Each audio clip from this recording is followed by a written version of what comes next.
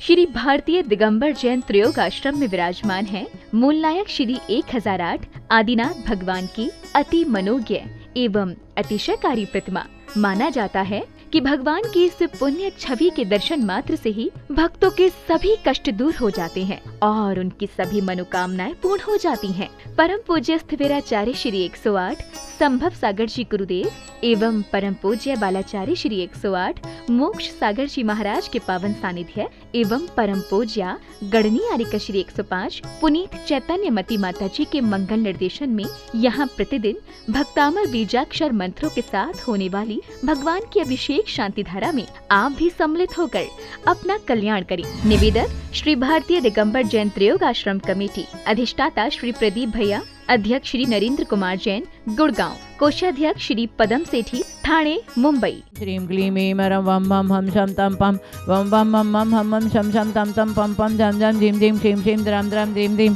द्रावय द्रावय नमरते भगते श्रीमते पवित्रता जलेनाभिषेक करोमि स्वाहा। ओम नमरते भगते श्रीमते श्री आदिनाथ तीर्थंकराय पद्म प्रभुते पार्श्वनाथ महाविषमे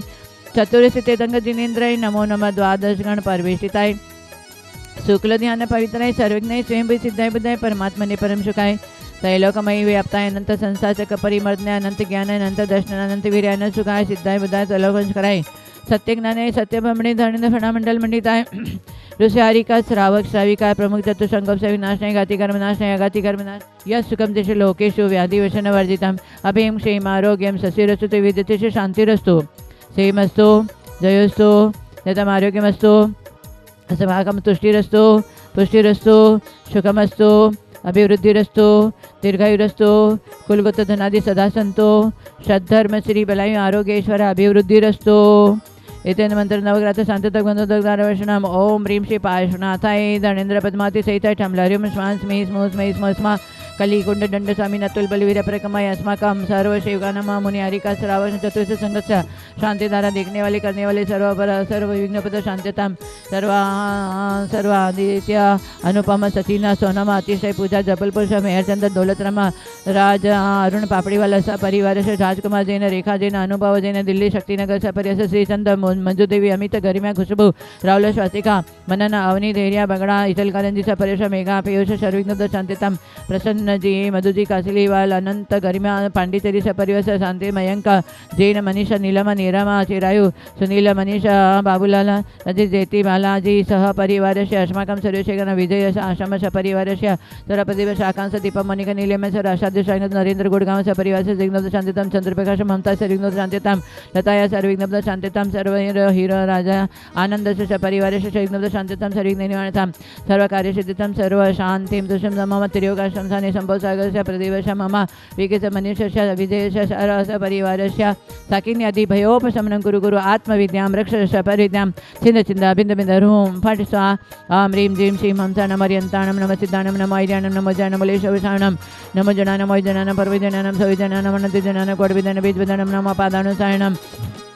नम सम्मिण सदानं संयमदान पतिविदान भयविदान उजुमदेन युलमदेन नम अभिड दशमन चौदशमन मटंग मानि मितुकुशलानं नम वेडिपितानं नम विज्ञानं नम चाननं पणसमनं नम आकाशगामिनं नम आशिविसान् डिटिविसान् गतवान् दितवान् तत्तवान् मातवान् गतवानं नम घोर करा परकमणं गुरुन् ममेणं नम आमो सेपतानं खेलो सेपतान् जलो सेपतान् विटो सेपतान् सवय सेपतान् नमान बलेन वसी बलेनं काय बलेन नम खीर सवनं शपि सवनं मौरु सवनं नम आमिड सवनं अक्षण मानसानं वडमानं सिद्ध धनानं नमो भयोदो महदी महावीर वडमान बुद्धिरिषणं राम ह्रीं ह्रूं ह्रौं ह्रां अस्य उषा प्रतिचक्रे फटिचक्राय झ्रौं झ्रौं नमः अस्माकं सर्वमुखे निकुञ्जलकेशोमेश सपरिवार रेणुका सपरिवार विघ्नब्ध शांततां ललिता संतोष विघ्नब्ध पुष्पा शेठी सर्व विघ्नब्ध शांत किरण कुसुम सरिता सलय विघ्नब्ध शांततां सर्व प्रीति सौगानि सर्व सपनाय सर्व विघ्नब्ध सपनाय सर्व विघ्नब्ध शांततां गुंगुरवाली सर्व जस्य सपरिवार विघ्नब्ध शांति गुरु गुरु ओम ह्रां ह्रीं ह्रूं ह्रूं ह्रीं ह्रीं ह्रौं ह्रां अस्य उषा समिदर्शन ज्ञान चतुर्भ ह्रीं नमः सदा स्वाहा संपूजिकानां प्रतिपालकानां यतीन्द्र सामान्य तपोधनानां देशस्य राष्ट्रस्य पुरस्य राज्ञा करोतु शांतिं भगवान जिनेन्द्र। ओम ऋषि भगवान के ब्रह्म शांति धारा कलश जलफलादि हरिकम निर्पामिते श्वास कहते हैं होकर सुख में मग्न न फूले दुख से कभी न घबराए इष्ट अनिष्ट योग में सहनशीलता दिखलाए। इतनी अच्छी बात आचार्य ने कही है कि जब हमारा सुख का समय आता है उस समय हम उछल जाते हैं, और जब दुख का समय आता है तो हम फिसल जाते हैं। तो दुख के समय उछलना, दुख के समय हमें फिसलना नहीं है, सुख के समय उछलना नहीं है, समता भाव रखना है। और इष्ट वियोग अनिष्ट संयोग में हमें विशेष समता भाव रखना है। इष्ट वियोग अनिष्ट संयोग में हम आर्त ध्यान रौद्र ध्यान करके नया कर्म का आश्रय का बंद करते हैं। इसलिए हम हमेशा कहते हैं, दुख में दीन मत बनो, सुख में लीन मत बनो, राग के रोगी मत बनो, सुख के भोगी मत बनो, कर्तव्य में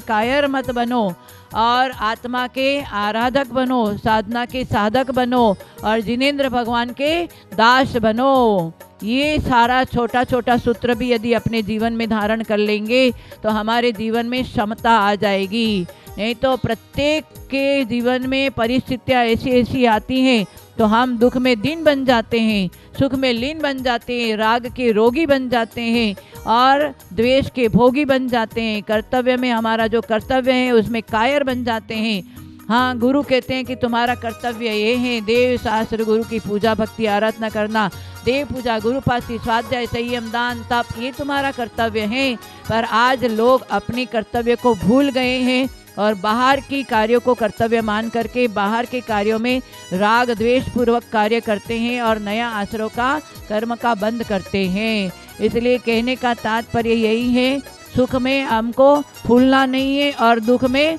हमें दुखी नहीं होना है। ये सब हमारे किए हुए कर्मों की विचित्रता है। कोई हमें सुख नहीं देता है, कोई हमें दुख नहीं देता है, कोई हमें गरीब नहीं बनाता है, कोई हमें अमीर नहीं बनाता है, कोई हमें रोगी नहीं बनाता है, कोई हमें निरोगी नहीं बनाता है। ये सब हमारे किए हुए कर्म का फल होता है। कर्म प्रधान विश्व कर राखा, जो जैसा कर्म करे तसा ही फल चाखा। बाप का किया हुआ बेटों को मिले, माँ का किया हुआ बेटी को मिले, परिवार को मिले नहीं। जिसने जो कर्म परिणामों से बांधा है, आबादा काल पूर्ण होने पर जब उदय में आता है तो अकेले को ही भोगना पड़ेगा। इसलिए कर्म करते समय सावधान हो। हमेशा हम कहते हैं कि जियो बाहर, रहो अंदर। बाहर सबके साथ में वार्तालाप करो, परंतु मन में ये लक्ष्य बनाओ कि कोई भी मेरा नहीं है और मैं किसी का नहीं हूँ। मेरे कर्तव्य क्या है, ये चिंतन करके कर्तव्य में आगे बढ़ो, मोक्ष मार्ग में आगे बढ़ो।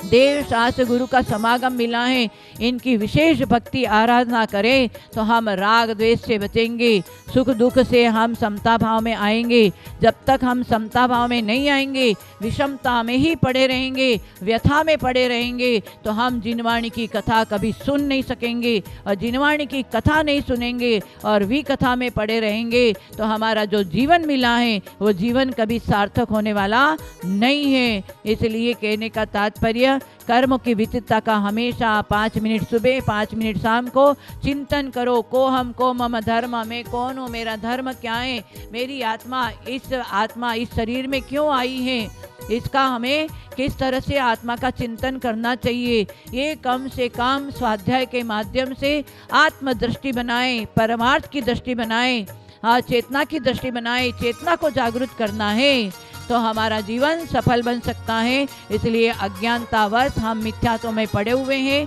अज्ञानता को दूर करें, मिथ्यात्व से बचे और सम्यक्त्व के मार्ग में आगे बढ़े। रिक्त जीवन में भी यदि सम्यक्त्व को प्राप्त कर लिया तो आपका जीवन सफल बन गया और अंत में समाधि मरण हो सकता है।